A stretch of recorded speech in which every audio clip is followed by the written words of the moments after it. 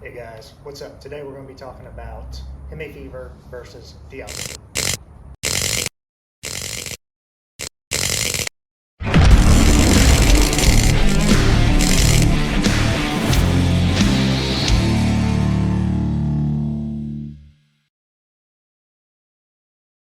Okay, Hemifever versus Diablo. What are the differences? Well, Diablo basically is a preloaded tune that comes with your Trinity 2. They give you a couple of different options. You have 97 octane tune, 91 octane tune, and the Diablo tune, which is technically your 93 Diablo tune. They just label it Diablo tune. Okay. Diablo also has a performance transmission tune. I ran it when I ran the 93 Diablo as well, just to kind of, get an all-around preference of it. And so my thoughts on that tune is it's nice. You can definitely tell the difference. However, it just wasn't what I was looking for. I mean, I didn't feel the power, it's like you knew the power was there when you stomped on it and you were driving. You could definitely feel the difference, but it wasn't major. Another thing I noticed at higher speeds, you almost felt like it lost some power on the top end. But other than that, it was okay. I mean, I'm not gonna ditch it. It wasn't horrible. However, when you start going into custom tuning, which we'll be talking about here very shortly, because we'll be talking about Hemifever, okay, along with other tuners out there, you don't have to go with Hemifever, guys. There's some other tuners out there. There's HP tuners. There are Jay Green Racing. I hear Jay Green does awesome work with Rams as well. The only reason I went with Hemifever is due to my performance guy out here, who runs most performance. His name is Matt. They all run Hemifever tuning. So I decided to go with them, and I haven't looked back since. The tune is awesome. Okay. So, Hemifever tuning, let's go ahead and get into that, okay? Real quick on Diablo, okay? The tune is nice. It's okay to run. It's safe, okay? But it is not custom tailored to your vehicle. And I guess that's why I didn't really feel the power, right? The gains. It's because it's more set for a Ram that is completely stock, I have a custom exhaust. I have the custom Ram airflow intake, and the Diablo tune is basically tuned off of a stock Ram on a dyno, okay, that they tweaked and got it up. I want to say the dyno chart said that it added 33 more horses. I'll post a quick picture of it right here. And all this was done on a 2020 Ram 1500 crew cab. If you actually go to Diablo Sports' YouTube channel, they have a video of them dynoing the 2020 Ram crew cab, and they show that that's what it gets. And funny enough, the e-torque got less horsepower than the one that did not have e-torque. So e-torque, it just gives you more torque, which really in trucks and cars in general, you always have more torque than you do horsepower. Okay.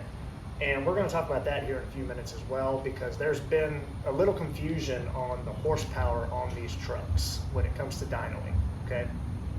But right away, let's start talking about Hemifever tuning, okay? So Hemifever tuning is exactly like I said. It is custom tuning to your vehicle. If you go back and watch my other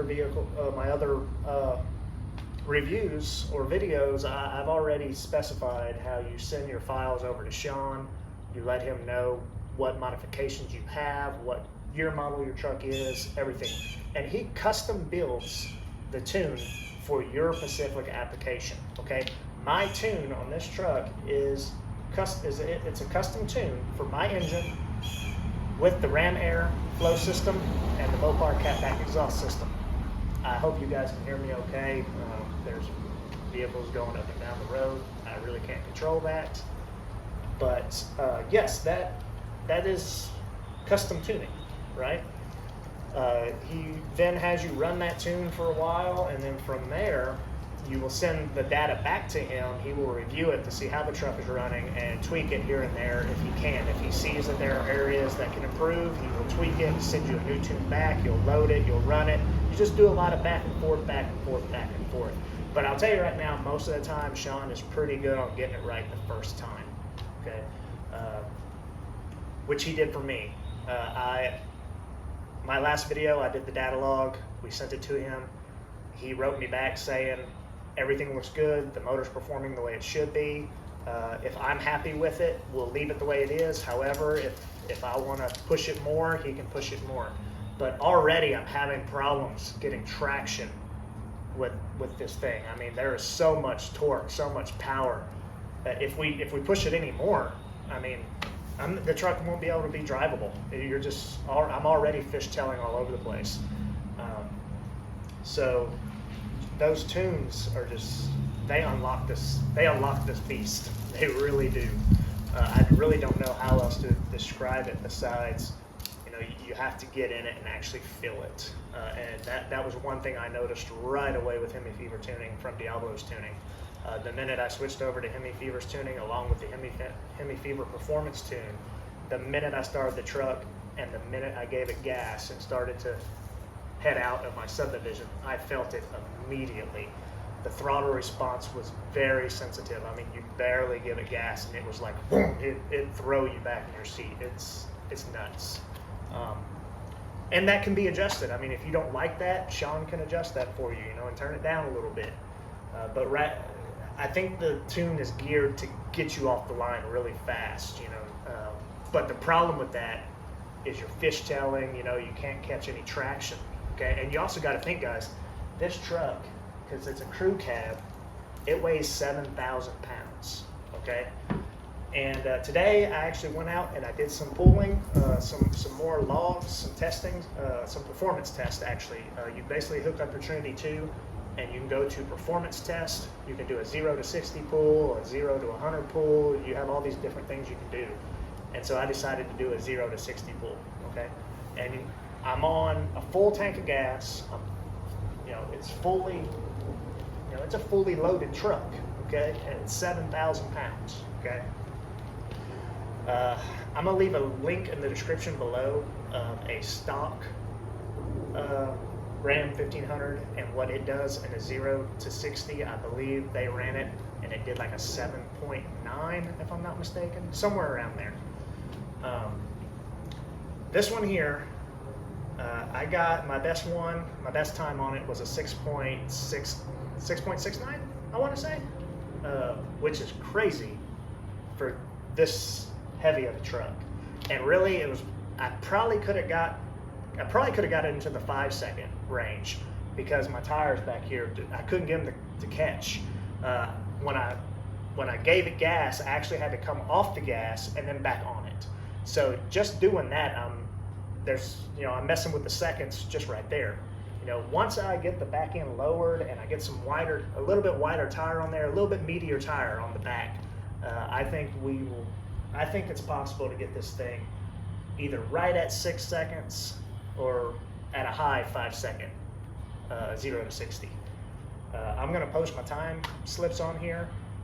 I did a couple of different pulls. The very first one I'm gonna post is a 0 to 60 with traction control off. And you will see in that video, this truck started to fishtail. The ass end went sideways on me. I had to let off the gas and get back on it. That was my worst 0 to 60. I think we ran it in like 8 seconds, which is horrible. I then did another pull where I put the traction control back on, and then that's when I got on it, got off, got on it again, and got the better 6.68, I think it was. I'm not 100% sure, but I will be posting the slips in the video here. But I mean, that's fast for a big old truck like this, and 2-wheel drive. It's not 4-wheel drive. If it was 4-wheel drive, you'd probably be getting a much better time because the front tires are going with you as well. So And like I say, I'm getting a lot of wheel spin back here. So once I can eliminate this wheel spin, I really think we're going to be in the 5-second range. Anyway, guys, I'm hoping that answered all your questions. If you have any other questions, leave them in the comments down below. I'll do my best to try to answer them for you. Real quick, let's talk about the horsepower, okay? I'll be right back. Okay, guys, sorry about that. Sorry about the noise, too.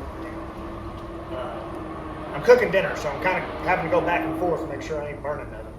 But real quick about horsepower. So a lot of people, are hearing me talking about the dyno numbers that I've seen on YouTube for this truck. Well, not this truck specifically, but other Ram 1500s that have been on the dyno and stuff like that. And a lot of people are getting confused because they're seeing the 300 to 200 rear wheel horsepower, and they're like, well, wait a minute. Aren't these trucks supposed to have like almost 400 horsepower from the factory?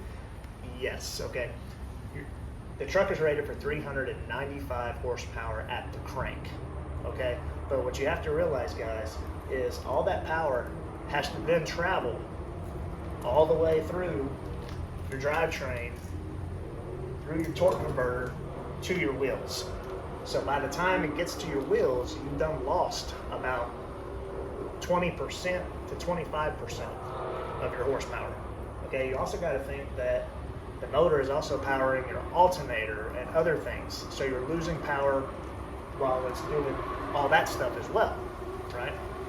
So when I say that, with a tune and everything, that I'm estimating that this truck is going to be anywhere between 335 up to about 350 rear wheel horsepower on the dyno. That is at the wheels, not at the crank. Okay, the crank is 395. However, as you add horsepower to the motor, your crank horsepower goes up also. So for instance, if I'm going to be, let's just say I'm 350 at the wheels. Okay, let's just say that. More than likely, that's going to put my crank horsepower at anywhere around 435, maybe 440, somewhere around there. Okay, the crank power is definitely at 400 right now, or a little bit over. I can guarantee that with all the mods that we have done so far. But yeah, guys, I really hope that this kind of explains stuff, because there's been a lot of confusion about that. And I've seen it on a lot of dyno videos. Like, oh my God, that truck has lost so much power. From the factory, it's 400 horsepower, and you're only getting 300. Well, yeah. I mean, by the time all that stuff, all that power has to travel through all this. That's why you got to do modifications, and I'm hoping that after we do the long tube headers, because I've actually seen this year model truck, same exact one. It's a 2019 Ram 1500 crew cab. The only difference is it's lowered, and they put long tube headers on it, went and got it tuned, and put it on a dyno, and it made 370 to the wheels. So I know for a fact, when I put long tube headers on this thing and get Sean over at Hemifever to tune it for the long tube headers, along with the exhaust, the air, the ram airflow and everything, we're gonna be 370, 380 to those wheels. We're gonna be almost at crank power, okay? Which is gonna make this thing a beast, okay? But baby steps. It's gonna take some time, but we're gonna get there. We're definitely gonna get there. Okay, guys, I've rambled long enough. I gotta get in there and cook so I don't burn my damn food. You guys take care. If y'all have any questions, leave them in the comments down below. I always do my best to try to answer them for you guys. And that's it. You guys take care. By the way, if you have your 0 to 60 times, I would really like to see them. Post them in the comments. Let me know. Let me know what your modifications are. Because when you go online and you go to 060times.com, you go to Ram 1500s and you look at them, of course the fastest one is the TRX. It does a 0 to 60 in like 4 point something seconds. Okay, And really, if you think about it, this truck is only 2 seconds behind the TRX on a 0 to 60. That should say something about the Hemifever tuning. That alone, I mean, that's amazing. The only other faster Ram 1500 time I saw was like a 5.2 or something like that, but I'm pretty sure that one's supercharged as well. So for this thing to be naturally aspirated, running at a 6.68 or whatever my time slip was, I can't remember the numbers, that's impressive to be just 2 seconds, 2 to almost 3 seconds behind a TRX. That's pretty amazing. All right, guys, y'all take care. See you in the next video. Okay, guys, so we're back out here. As you can see, airport, private road, all that, trying to be as safe as possible. I am going to do another 0 to 60 test. I have it set up on the tuner here. This time I have traction control off, as you can see there, so we can try to see where we're going to be. All right, let's see what happens.